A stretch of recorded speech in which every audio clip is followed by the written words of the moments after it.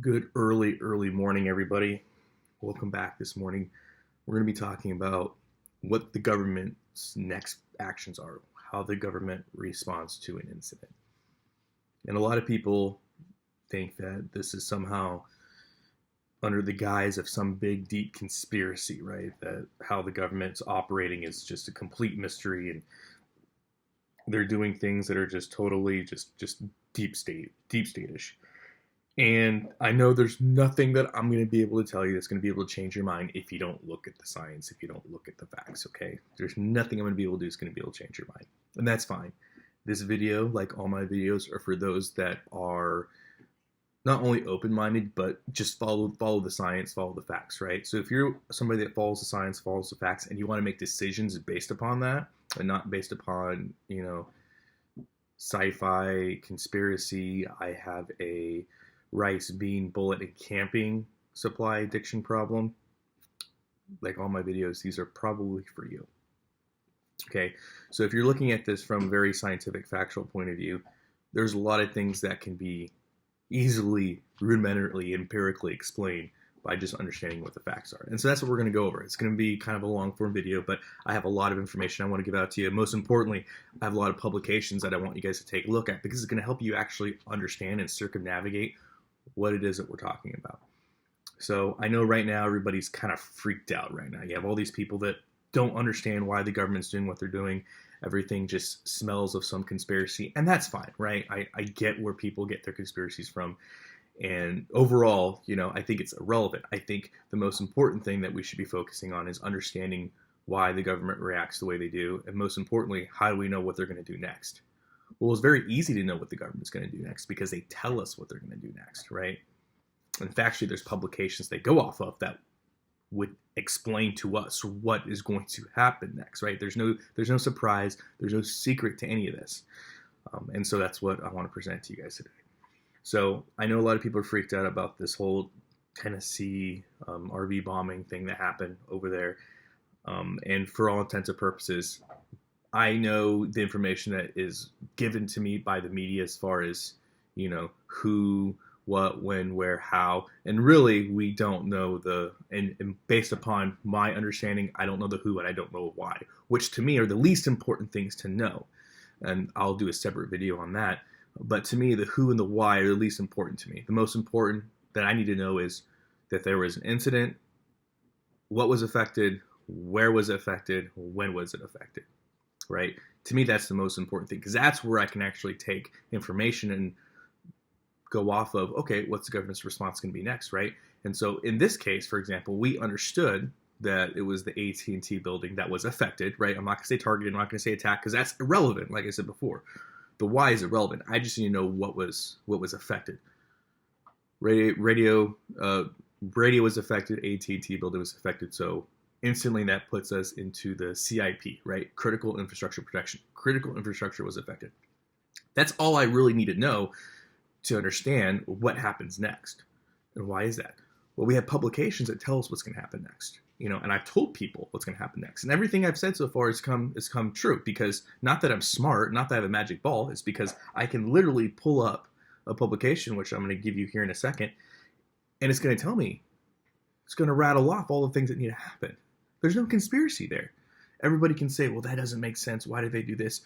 You can argue that point all you want. All I'm going to say is that there's a publication that was, updated, that gets updated, every so often, and it literally tells you line by line what's going to happen. I mean, there's no surprise there, right? And so you can be one of those people that say, well, I don't believe, 9, 8, 9, or 10 are going to happen the way, whatever. You can say whatever you want, but at the end of the day, it's happening exactly the way, the publication said it was going to happen. Big surprise there, the government and publications, right?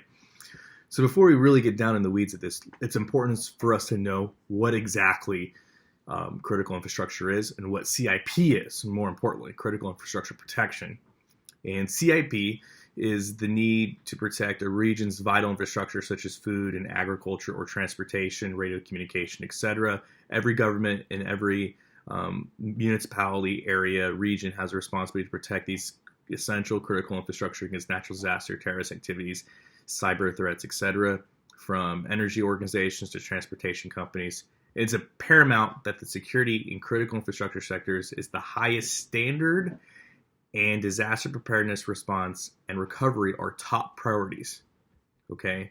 Top priorities. And you're going to hear me say this a few more times because that comes directly from DoD, right? And I'm going to keep repeating it because I really need you to drive home the fact that the government, the Homeland Security, they take the role of CIP, right, critical infrastructure protection, as highest regard. Why, right? The big question is what considers it to be priority, what considers it to be critical infrastructure, right? And I can pull up another publication. I'm just going to give them all so you can look at. But I could pull up another publication and I could read it to you Barney style, and I could read you all 53 pages of it that just explains in big critical terms what makes something critical. Or I'm just going to give you the publication for you to take a look at, right? And that publication, just so we can get it out there, it's called the HSEEP, right? The Hotel Sierra Echo Papa, also known as the Homeland Security Exercise Evaluation Program. And that's basically what the government uses, Homeland Security and FEMA use to audit how well they are, right? How well they do. So it's like you go and it's like, for example, if you are an FTEP or FTO for law enforcement, or you're a probationary employee for, ambulance, firefighter, whatever, or even if you're in an office, right? It's the guide that somebody can use to grade you. You did this well, you did that well, you could have done this better, and these are how we grade, right? So that is what that is for Homeland Security and FEMA, the HC, the Homeland Security Exercise Evaluation Program. So I can sit here and I can just read off 52 pages to you, or I can just break it down in Barney's terms for you, right? Grocery stores, right? Food. 99.9% of all Americans get their food from the grocery store, right? Therefore, if there was a disruption in any part of that chain and people couldn't get food, people die. Critical infrastructure, because Americans get their food from the grocery store. Okay, seems pretty critical. Energy, right? Whether that means electricity, gasoline, natural gas. Without those, you can't power and have electricity. You can't power your car. You can't heat your homes, right? So what happens without energy? People die, right? Critical infrastructure. Most Americans depend on energy. Most Americans depend on the grocery store for their food. Water. You go to the sink, you turn a spigot a certain direction, you rub it and touch it a little bit, and water comes out. That's where most Americans get their water. So if there is a disruption in that, in that process, Americans can't get water. So what happens? People die. Critical infrastructure, right? I can go on and on and on, but I think you get and understand. Your cell phone, if you couldn't use your cell phone, you couldn't use a radio, you couldn't use communications, what happens? People die, right? I think if you just turned off Instagram and Facebook for a day, I think people would probably, crazy enough, I think you would have casualties. Call me crazy. So that's why it's considered critical infrastructure. Without it, you have a high propensity for violence, civil unrest, and ultimately people die. So I just saved you 53 pages of reading there. Okay? So now that we understand what critical infrastructure is, and we understand that according to the federal government, it's paramount that security in all critical infrastructure sectors is of the highest standards, and that disaster preparedness, response, and recovery are top priorities. There you go. I'll say it again. I have it highlighted there so I can easily read it and make sure that we, are taking a look at that and understanding what it's saying. So with that being said, it's important to know that the answer for what's going to happen next has been given to us, right? Everything I'm going to give you is unclassified, but it tells you exactly what the response is, and it has the signatures of all the leadership. They're saying, yes, this is the rule book, right? Because when it comes down to everything, government's really good at making publications and saying, this is our responsibility, this is not our responsibility. This is our responsibility, this is not our responsibility. I'm only responsible for doing that, you're responsible for doing this. The blame's on you, right? Government's really good at that, and we've seen this in many different incidents.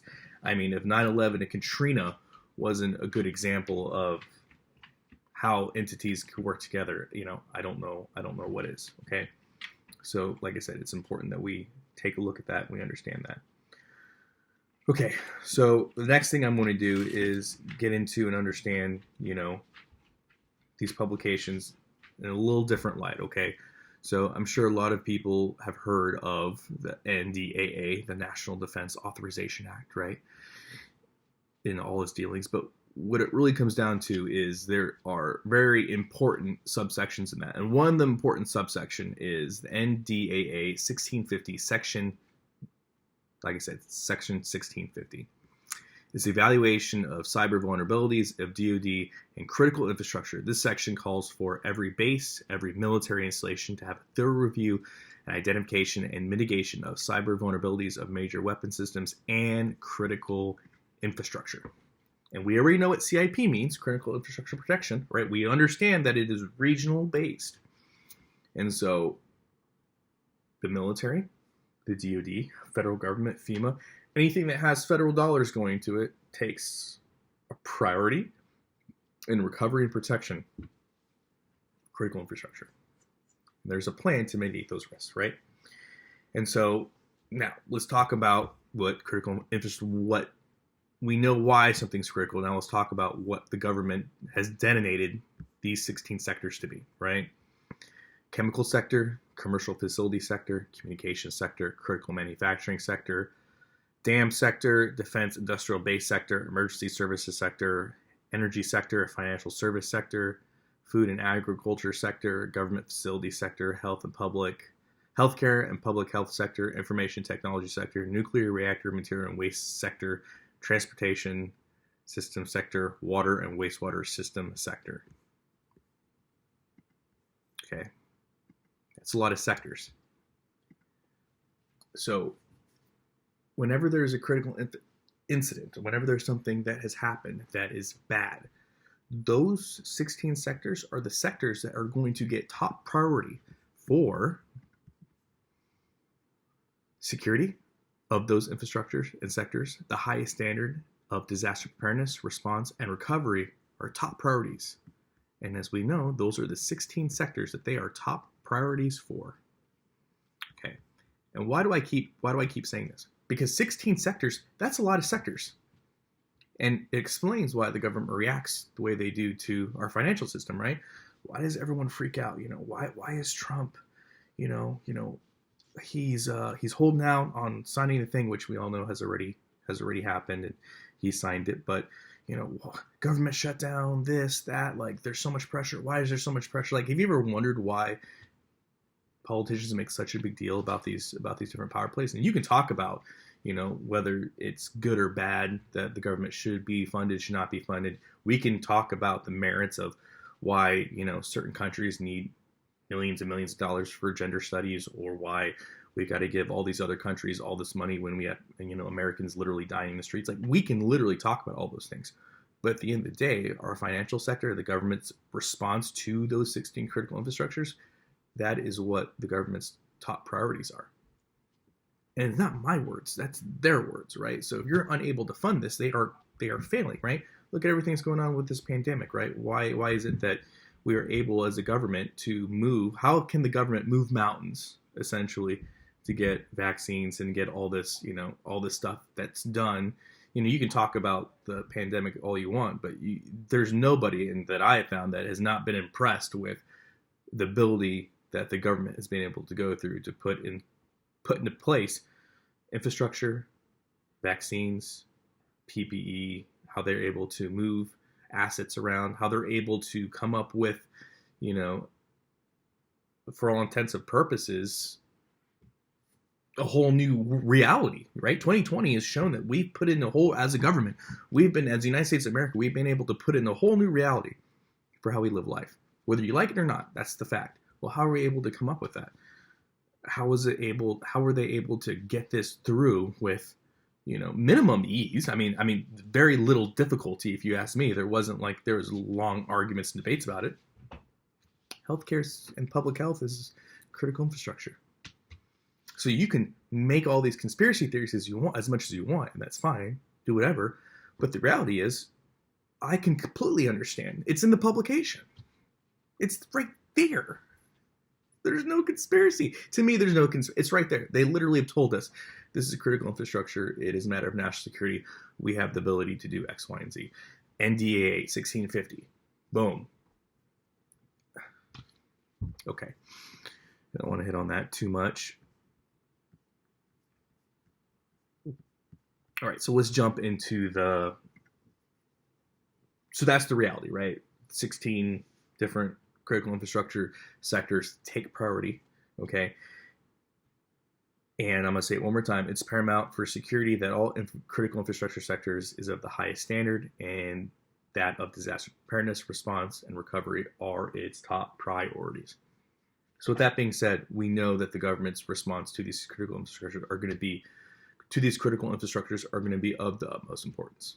We understand that every military base installation, according to NDAA 1650, has to have some kind of mitigation plan in place in case there is some kind of event or incident.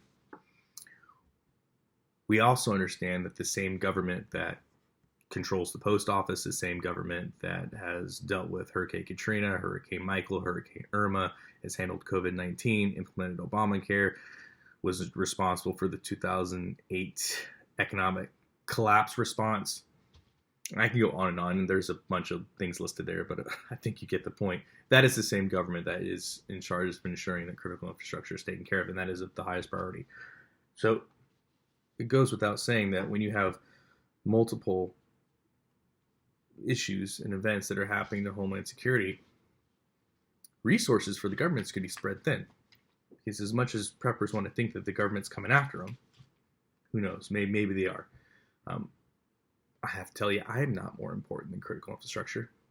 I can't think of a single person that is more important than critical infrastructure as per what is said in the publication. You know, if anything really bad's going to happen, we're going to know what the government's going to do. And we've seen what they do. They have to ensure that critical infrastructure is secured and that recovery and disaster preparedness is of the top priority. It says it right there. So knowing that, what can we do, right? So I've given you the information. What's actionable for us, right? What's important for us to understand, and what's actionable for us to understand moving forward with this, right?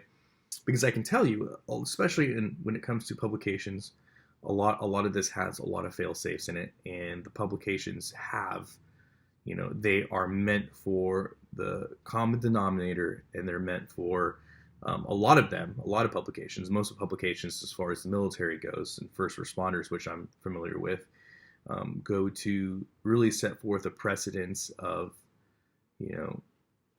connectivity between different units, right? And give you an example. So when I was in the military, I did search and rescue. We have a search and rescue publication, the NTTP 3TAC50.1. And that is something that we in the Navy Marine Corps team always hailed as something that's super cool and super important, because you can literally take a search and rescue swimmer or search and rescue corpsman, and you can place him on any naval aircraft, and he or she will be able to perform the Navy search and rescue mission because of the fact that we're all trained to the same standard, right? That is the standard to which they're trained by. I don't know if things have changed, but I knew when I was in, for example, the Army had a different, everything was, unit based. So you had different policy and procedure per unit, right?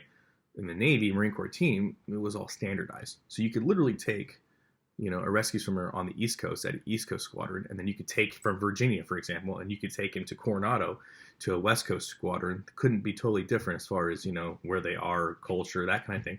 But the standards to which they are trained to are exactly the same. So you could literally take a Navy rescue swimmer from the East Coast, put him on an aircraft in Coronado, and there should be no hiccups because they're all standardized. All the codes are standardized, all the communication are standardized, how they jump out of the helicopter is standardized, everything is standardized. Same thing with search and rescue corpsmen, right? Flight medics. They were able to take us from units across the entire, United States Navy, Marine Corps, and even, we even had, Army guys, Air Force PJs that flew with us when we were attached to the 2515th Naval Air Ambulance Detachment out in the Middle East. Literally, you could take a search and rescue corpsman from anywhere in the fleet and put them on a Navy aircraft and do the functions regardless of even platform, right? Because I flew on the HH-46 Echo at the time, God's Chariot, Battle Frog, and then I am now put on an MH-60 Sierra in the Middle East. And our publication is the same because it's the NTTB 3TAC50.1. All this to say, that's how government operates, right? Especially the military. We have these publications, and a lot of them are standardized in order for the most effective communication and most effective way to deal with other units, other subordinate commands, logistical commands, combatant commands, etc. And we're going to get more into that. But I just want to give you an example that that's what's so important, because you can't just go out there and wing it, right? You're not going to be effective, especially on aviation. You're not going to be effective. And so I think that's important. So what is actionable, right? So I'm going to give you 5 things that I think are super actionable for you guys to take a look at and for you guys to have. And like I said, everything I'm going to tell you, I'm going to provide a link to so you can get your own copy and you can take a look at it. So I think the first thing that's important for us to look at and understand, I encourage everybody to get a copy of the infantry rifle publication. That is the Foxtrot Mike 7-TAC-8, the Foxtrot Mike 7-TAC-8. That is the Army Infantry Rifle publication. Commit it to memory, man. Get a copy of it. It'll help you understand how an infantry unit operates, how they're trained. It's like their handbook. It is the infantry rifle handbook for the Army. And the reason, and the Marine Corps has one, right? I think the Army one is extremely important to have for the sheer fact that the Army is the biggest branch in the United States military. Every state, and even territory has a National Guard. So every state has an Army National Guard unit. And every state has an Army Reserve unit. If you're going to come in contact with some kind of military organization, chances are 9 out of 10 it's going to be an Army-based or Army-affiliated unit. There we go. That's the word. Sorry, I haven't had my coffee this morning. Working on my first cup. It's super early, so forgive me.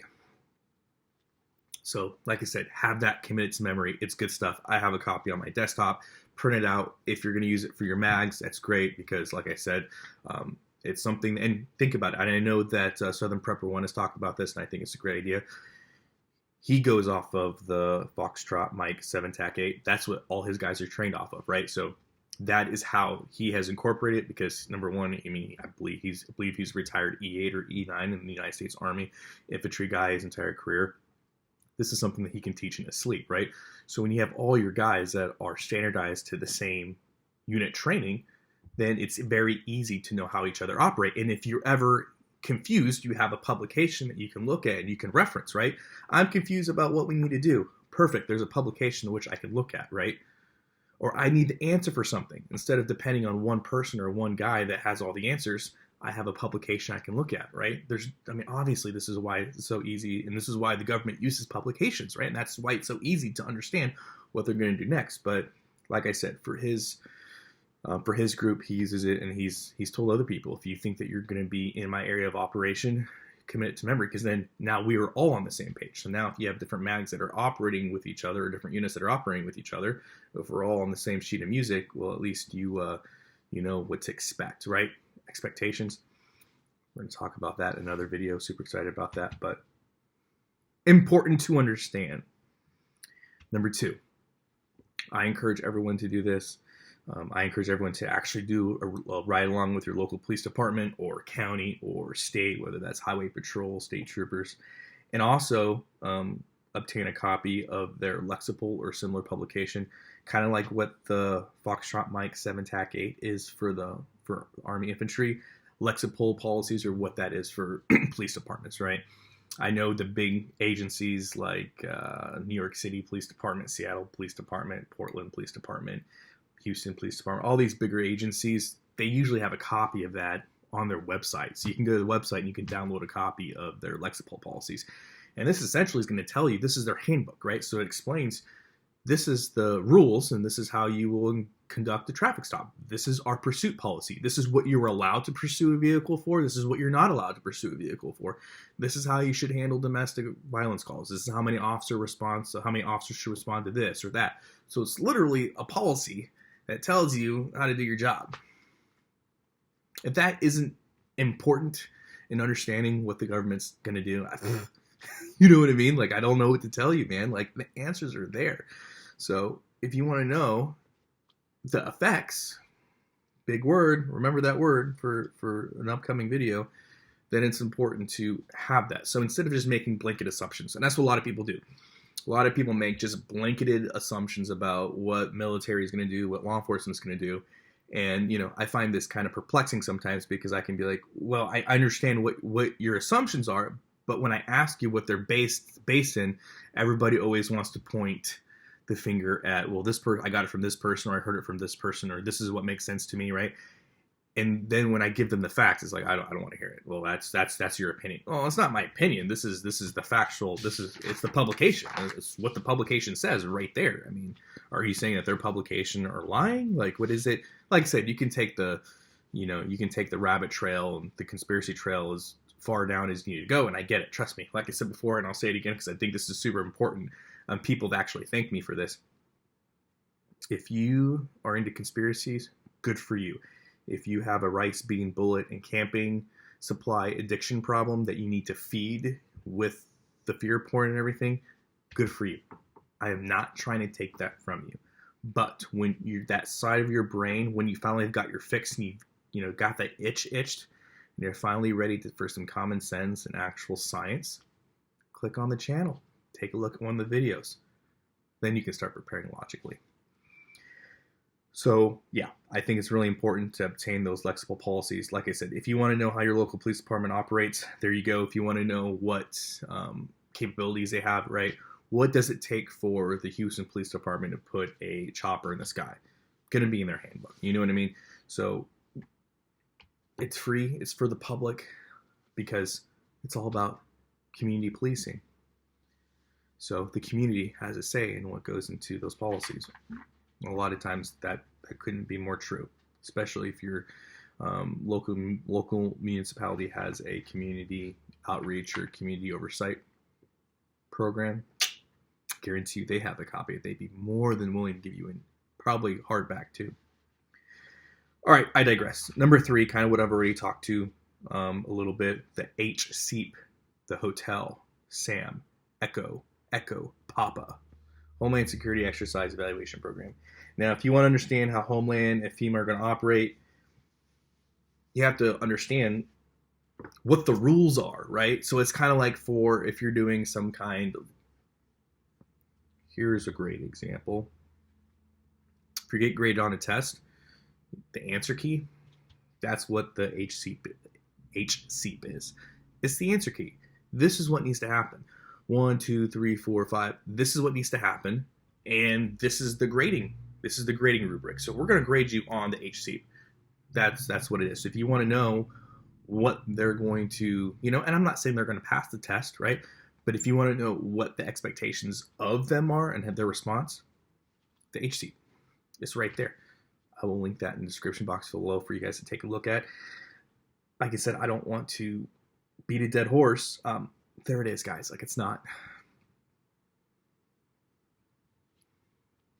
It's out there. You just have to look. You just have, and I get it. I understand that, there's some of us out there that get it because we do this for a living, right? We have to understand these publications and we read these publications for a job, right? So I get for some of us, it's super common sense and it's super it's right there. And I realize not everybody lives in this world, but just ask, just ask. And like I said, I've always told people out there, I'm willing to come on and do a collaboration video with you and just give you the information that I got. It's like I said, to me, it's not, there's nothing really conspiratorial, right? I don't think this information is conspiratorial or even, I don't even think it's controversial, to be honest with you. Like the idea that government operates off policies, publications, and procedures, to me, that's not conspiratorial, or it's not outside the fray of what they do, because that's exactly what they do. Anyway, I digress again. Number 4, I encourage you to download and read the Department of Homeland Security 2020 Homeland Security Threat Assessment. You can Google it. Like I said, I'm going to leave a link in the description box for you below. This is what the government, Homeland Security, has decided is the threat assessment for 2020. I think it's going to surprise you what's in there. Now, I know a lot of you guys have your own beliefs and opinions on what the biggest threat is to the government, and it's not my job to convince you otherwise, right? And I'm not saying that they got it all right or they got it all wrong, right? But this is the most important thing to understand. If the government is set up and they operate off procedures, they operate off publications. These publications are signed. There is an HCEP, the answer guide for which how they're going to operate. If that's all there, right? Well, obviously the threat assessment of what they believe is going to be a threat assessment is going to dictate their effects. Remember that word again, effects. So you can think that this is the biggest threat to Homeland Security, but if the government's already said, well, these are our threats, we'll expect them to act as such. That is going to determine how they operate and how they go about certain things. Keeping that in mind, that it is paramount that security in all critical infrastructure sectors is of the highest standard, and disaster preparedness, response, and recovery are top priorities.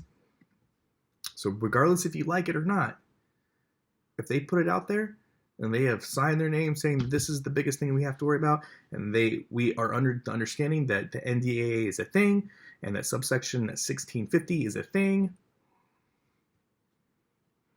answers are there, guys. All right. Last but certainly not least, and like I said, this is just to get you started, right? I also encourage you guys to download a copy of the joint publication 1TAC0. The Joint Support published this publication, the Joint Chiefs, December 1st, 2020. So it's relatively new. This publication applies to the Joint Chiefs of Staff, Combatant Commands, Subordinate Unified Commands, Joint Task Force, subordinate commands of these commands, right? So of those commands, the subordinate commands of the subordinate commands, the National Guard Bureau, combat support agencies, and the publication was prepared under the direction of Chairman of Joint Chiefs of Staff, the CJCS, right? So the Charles Juliet Charles Sierra. It sets forth joint doctrine to govern the activities and performance of armed forces of the United States in joint operations. It provides considerations for military interaction with governmental and non-governmental agencies, multinational forces, and other inter-organizational partners. You can't understand how the aforementioned operates until you understand this publication. And I'm going to read that last one, that last sentence there for you, okay? One more time. It sets forth joint doctrine to govern activities and performance of armed forces in the United States in joint operations. It provides considerations for military interaction with governmental, non-governmental agencies, multinational forces, and other international partners. One more time. It provides considerations for military interaction with governmental and non-governmental agencies, multinational forces, and other inter-organizational partners. Can't understand how they operate if you don't understand what they're operating by. I really hope you guys take this to heart. Like I said, I understand that there is a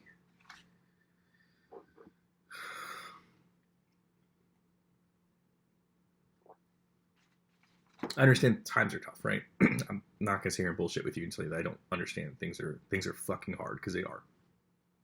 I understand that we are in this place currently where we don't know what's gonna happen one day or another, right?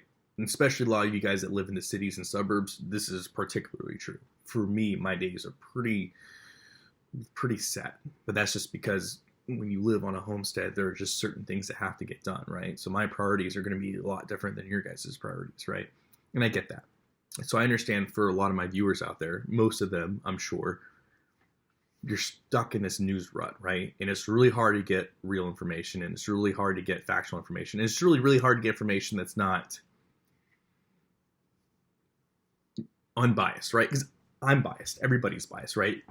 I'm biased to what I can articulate with facts in science. Other people are going to be biased by what they believe spiritually, religiously, conspiratorially, etc., right? So you have all these different people that are going to be biased one way or another, right?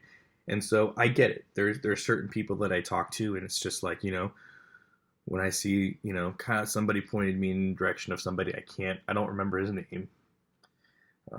But I remember somebody said, you got to go watch one of his videos. And I'm like, okay, he's like, he's a lot like you. All right. So I'll go watch it. And, one of his videos was, the end times is coming. And he's like, every time I see, an Osprey, and there was the thumbnail was a picture of a V-22 Osprey.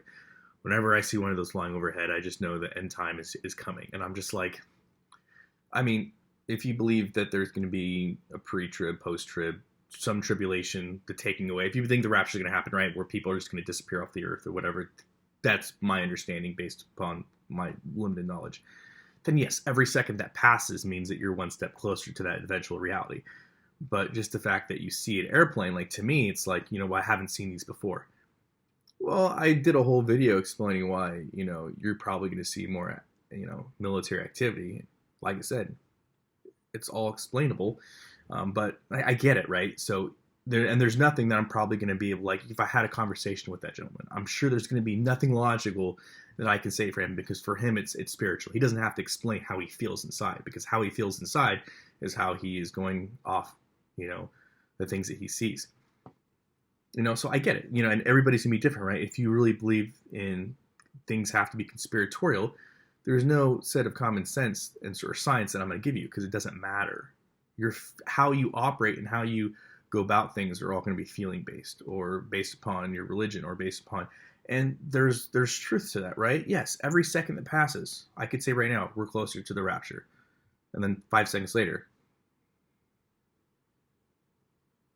we're close to the rapture, right? Am I lying, right? Because if it's something if it's an eventuality that's going to happen, then every second that passes makes us closer, right? But for me to point to an airplane in the sky and saying that's what it is, and especially the V-22. Gosh, I mean, the V-22 is actually what replaced the HH-46 Echo, the Battle Frog. So people that were crewmen like myself on the Battle Frog, we have disdain for the V-22 offspring, and it's just a garbage aircraft anyway. But I digress. But you see what I mean? So, like I said, I'm not here to change your opinion or change your mind, but just realize, take a look at these publications, and you're going to see what the response is going to be. And overall, there with 16 different sectors of critical infrastructure that the government's responsible for. I mean, you know how much energy and time it takes to secure infrastructure? It takes a lot. And even though there's joint publications of how things should work, they don't always work that well, right? Sometimes certain agencies don't want to play nice or don't want to give as much information. Like, there's always internal things that are going on that makes a lot of these response and recoveries not very effective. We've seen this, and so I think a lot of times people see something that happens, they can't explain it, and all of a sudden it's deep state, conspiratorial, there must be something going on. It's deep state. There's something they're not telling us. Okay, and I'm not saying that they aren't, but that doesn't see how that changes the reaction. The idea that you can't explain something automatically means that they're looking at you and they're coming after you. Like I said, it's not in the science. It's not in the it's not in the science, and it's not in the what can be articulated, right? It's just not. And like I said, if you're really worried about those type of systems, there's a really easy way to remove yourself from those ideals. But like I said, nobody in the city is going to do it, right? Get rid of your smartphone, do this, do that. There's so many different things you can do if you really feel like the whole world is, spying on you because of some incident that happened on the other side of the country, right? Like I said, you can confuse yourself with the craziness of it. You can think that there's going to be some black helicopters that are just going to come in and pick you up.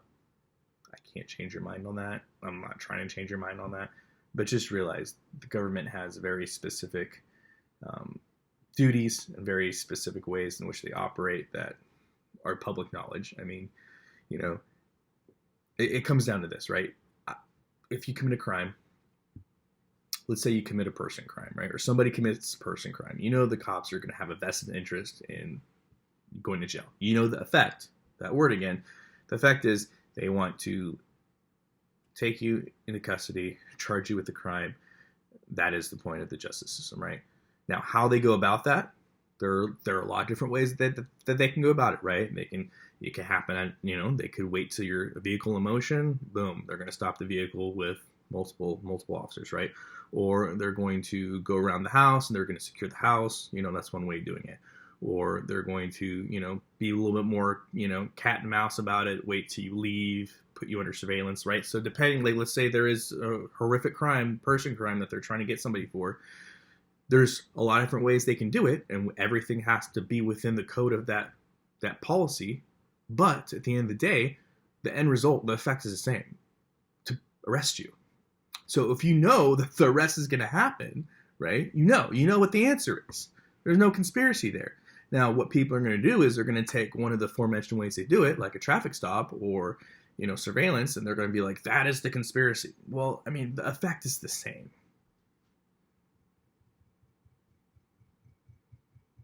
So instead of being ineffective and putting yourself in a very ineffective state of depression, being overwhelmed, understand what the effects are, understand what they're going to do.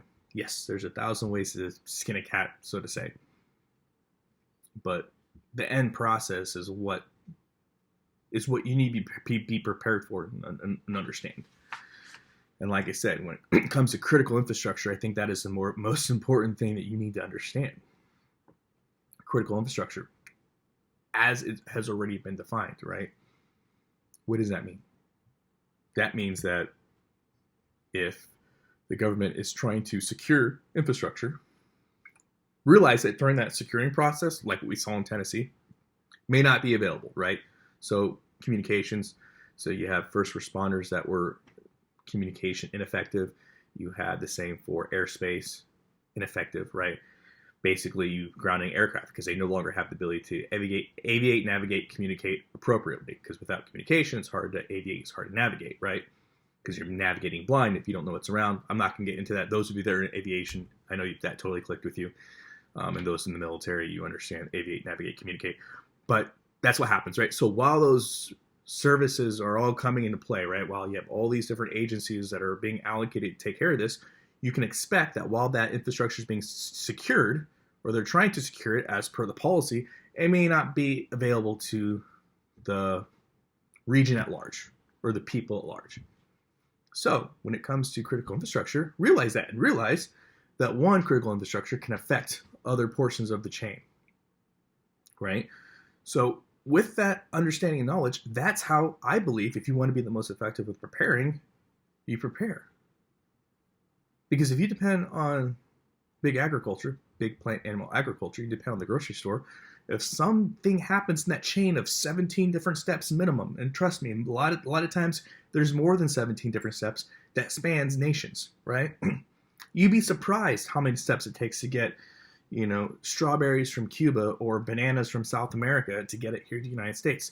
There are many steps in that chain and process. So if one of those steps breaks or is not effective, the affect, another word you need to be, the affect is you're not going to have it, which means you don't have food. Well, as most preppers out there, you guys have stocked it to the